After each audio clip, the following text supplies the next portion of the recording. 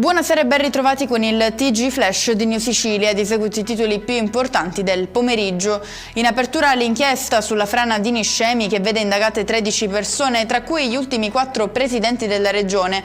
A rompere il silenzio Raffaele Lombardo, che ha parlato del suo coinvolgimento nelle indagini come di un atto dovuto. Sulla stessa scia l'attuale governatore Schifani, che si è mostrato fiducioso nei confronti della magistratura, così come Crocetta, che però ha anche sottolineato di non essere mai stato informato durante gli anni alla presidenza della regione delle criticità di Niscemi.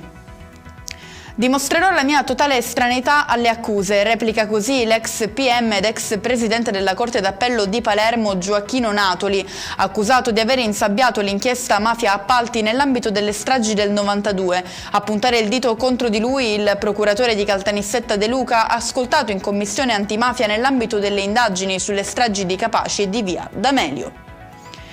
Tragedia al liceo classico Vittorio Emanuele II di Palermo per la morte di un'insegnante di 59 anni, deceduta in classe dopo essere stata colta da un malore durante la lezione, vani tentativi di rianimarla.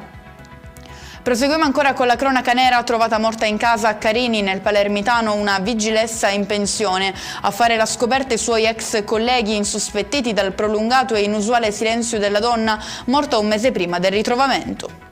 Chiudiamo con le previsioni meteo per domani. Persiste il maltempo in Sicilia tra cieli nuvolosi e rovesci sparsi, diramata un'allerta gialla su quasi tutta la regione, escluse solo le province di Trapani e Palermo. E con questo è tutto, prossimo appuntamento domani alle 13:30, grazie per averci seguito, buon proseguimento di serata.